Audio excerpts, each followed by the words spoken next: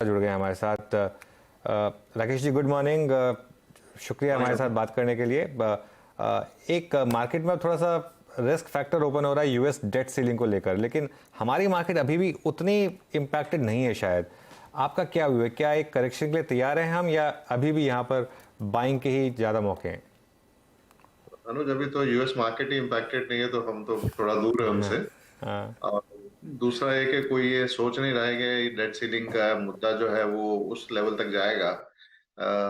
Worst case में expectation यही है कि एक एक्सटेंशन ये लोग ले लेंगे, और जब इनका पूरा बजट प्रेजेंट होता है सितंबर में, तब तक का एक्सटेंशन ले लेंगे और तब तक इस मुद्दे को दोनों पार्टीज मिलकर सॉल्व करेंगी। तो अभी तक यही आम राय बनी हुई है। अभी तक इसमें मेरा कहने का मतलब है कि 5 से 10% ही प्रोबेबिलिटी होगी, या उससे भी कम है, कि ये डेट सीलिंग का प्रॉब्लम में एक ब्लो आउट हो जाए। तो ऐसी कोई प्रोबेबिलिटी अभी तक मार्केट में है नहीं। ओके, ये यूएस मार्केट आपका ठीक था सर। अच्छा सर, मैं जानना चाहूँगा कि अभी तक यूएस मार्केट और इनफैक्ट इंडियन मार्केट्स के बीच में एक बहुत बड़ा डाइवर्जेंस है। हम इस दौर की निफ्टी बैंक पे ऑल टाइम हाई ट्रैजेक्टरी पे ट्रेड कर रहे हैं।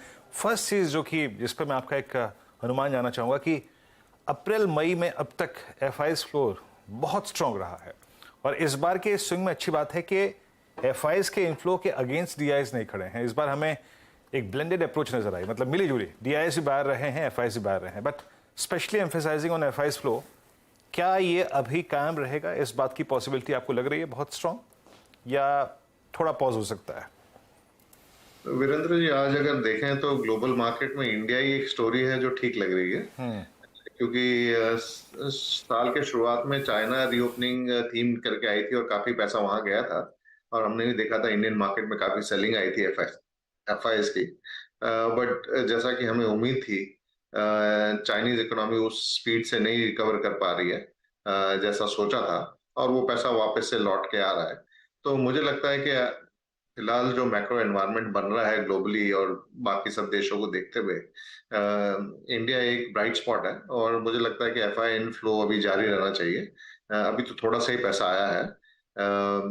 आई थिंक अभी अगर जिस तरह से आउटफ्लो हुआ था, उसका तो कुछ भी लौट के नहीं आया है। तो ये लंबे समय तक जारी रह सकता है।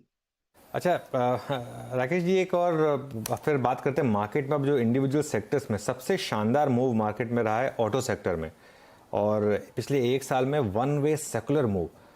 कोई भी स्टॉक उठा के देख लीजिए आप, और खासतौर से टीवीएस मोटर और टाटा मोटर्स जैसे स्टॉक में तो बहुत ही शानदार मूव। मारुति अपने रिसेंट लो से एक शानदार मूव, 7,000 से 9,000 का एक बहुत शार्प मूव।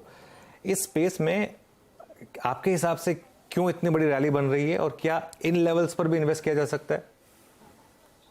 तो अनुज, ऐसा है कि ऑटो डिमांड जो है वो कोविड में जो डाउन हुई थी, उसकी अच्छी खासी अपन ने रिकवरी देखी है।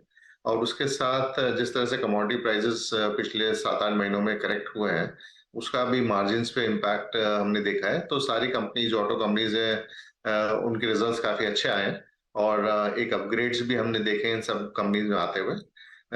अब इंटरेस्ट रेट एक तरह से पीक आउट हो गया है, तो हो सकता है कि एक टेलविंड थोड़ा और मिल जाए इंटरेस्ट रेट की वजह से, ये अफोर्डेबिलिटी जो है वो थोड़ी इंप्रूव हो जाए। और अगर डीजल और पेट्रोल के भाव भी नीचे आने लगते हैं, तो एक और थोड़ा पॉजिटिव मोमेंटम बन सकता है। तो मुझे लगता है कि वैल्यूएशन थोड़े अभी काफी ऊपर आ चुके हैं, बट जल्दी में ये स्टॉक करेक्ट करेंगे ऐसा लग नहीं रहा है। थोड़ी तेजी अभी और बनी रह सकती है ऑटो स्टॉक्स में।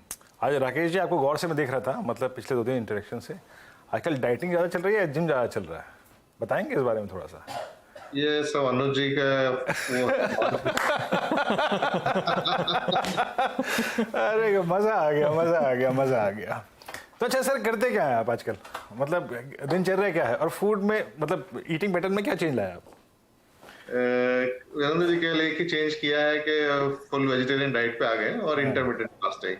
आई अच्छा। थिंक सबको ये फॉलो करना चाहिए। बाकी तो अनुज जी एक्सपर्ट है, वो देंगे राय कि मतलब कैसे किया जा सकता है। नहीं, मैं एक्चुअली एक ब्लॉग लिख रहा हूँ इसके ऊपर, क्योंकि मुझे बहुत लोगों ने कहा है वैसे राकेश जी, और मतलब काफ़ी मेरे सोसाइटी में भी काफ़ी लोग एक्चुअली वो इम्प्रेस हुए, काफ़ी लोग इंस्पायर हुए हैं। मुझे अच्छा जैसे लगता है कि लोग जब इंस्पायर होते हैं, और मैं एक चीज़ कहूँगा बस, लेकिन खासतौर से जो 30s में हमारे दर्शक देख रहे हैं ना, प्लीज 40s तक की वेट मत करिए, अपने फिटनेस को 30s में ही अच्छा कर लीजिए। 40s में बहुत मेहनत लगती है और शुगर छोड़ के जो आनंद आता है ना, एक और चीज 40s में बहुत मेहनत लगती है, बहुत पसीना निकलता है, बहुत दम निकलता है। आप 30 to 40 में अगर फिट रहेंगे ना, आप पूरी जिंदगी फिट रहेंगे, ये बात मान के चलिए। तो इसके लिए फिटनेस पर 30s में हम 30s में सोच रहे थे कि अभी तो बहुत टाइम पड़ा है, क्या करना है, वो फिर मिड 40s में आके ना थोड़ा सा दिक्कत होती है। और एक और चीज मैं अपने दोस्तों से कहता हूँ, ट्रेडिंग करिए सुकून से, उसको एकदम मतलब दिमाग में चढ़ाइए। ट्रेडिंग मैंने देखा है अक्सर वो ब्लड प्रेशर जो है वो आपका बढ़ा देती है, तो सुकून से ट्रेडिंग करिए थोड़ा सा, और ज़्यादा जोखिम मत लीजिए। वैसे वेट लॉस करने से ना मेरा जो ब्लड प्रेशर की प्रॉब्लम थी वो सॉल्व हो गई है, अब ब्लड प्रेशर नॉर्मल हो गया, पहले हाई था। चलिए, सेहत का जिक्र कुछ ऐसे हुआ कि बाजार की सेहत थोड़ी सी और दुरुस्त हो गई। Nifty 18,370, bank Nifty 43,912। अच्छा राकेश जी, बातें हैं उस चीज़ पे जिसके आप बहुत ही बेहतरीन और एक अच्छे विशेषज्ञ हैं, वो है मेटल्स। मेटल्स में हमने पिछले 4-5 दिन में काफ़ी अच्छा पुल बैक देखा था। अब अगर मैं सब कुछ रखूँ आपकी स्क्रीन पे, I mean gold, silver, precious metals रखूँ, इंडस्ट्रियल मेटल्स रखूँ और आयरन और सब कुछ, अभी एग्जैक्टली आपका मेटल्स पे टेक क्या है, अपॉर्चुनिटी कहाँ पर है मेटल्स में?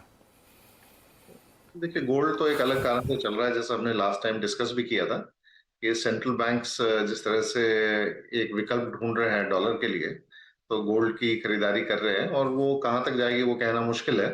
तो उसका जो नॉर्मल डिमांड सप्लाई सिनेरियो से तो कुछ लेना देना नहीं है, तो गोल्ड को एक तरफ से अगर साइड में रखें अभी फिलहाल, तो बाकी सब कमोडिटीज में देखता हूँ तो मुझे लगता है कि इंडियन पर्सपेक्टिव से आयरन और सबसे बेटर कमोडिटी मुझे लगती है, क्योंकि एक उसमें एक जो इंटरनेशनल मार्केट से थोड़ा सा एक अलग हो गया है रुझान। यहाँ पे जो रेगुलेशन चेंजेस आए थे, जिसमें कि सारे आयरन और माइंस जो है वो ऑक्शन हो रही है, उसमें कंपनी ने काफी बड़े बड़े बिड किए हैं, उन्होंने 100% प्लस रॉयल्टी देने का वादा कर लिया है। तो जिसकी वजह से जो एग्जिस्टिंग कंपनीज हैं, जैसे कि एनएमडीसी हो गई या गोदावरी पावर हो गई, जो कि पुराने रिजीम पे चल रही है, और उनकी रॉयल्टी रेट्स मैक्सिमम 20-22% पे ही है, बनिस्बत की 100% प्लस जो अभी कंपनीज बिड कर रही हैं। तो इनको एक बड़ा फायदा हो रहा है, और उनकी एक प्रॉफिटेबिलिटी अब पता लगेगी कि इससे कम जा ही नहीं सकती। तो मुझे लगता है कि फिलहाल जब अनिश्चितता बनी हुई है चाइना की इकोनॉमी को लेके, ग्लोबल इकोनॉमी को लेके, एक आयरन और इन सब में पैक्ट में थोड़ा ऐसा लग रहा है कि जहाँ पे गिरावट का चांस कम है। अच्छा, एक लास्ट सवाल राकेश जी, एक जो न्यू एज स्टॉक्स हैं जिनमें पिछले साल बहुत ज़बरदस्त पिटाई हुई थी, इस साल एक अच्छा मोमेंटम है इन स्टॉक्स में। आप पेटीएम देख लीजिए, पीबी फिनटेक देख लीजिए, इवन डिलीवरी, जोमेटो तक भी जो सबसे ज़्यादा बीटन डाउन था, अच्छी रिकवरी। यहाँ पर कोई स्टॉक आप अपने पोर्टफोलियो में ऐड कर रहे हैं? तो स्टॉक कहना तो मुश्किल है, बट हाँ ऑब्वियसली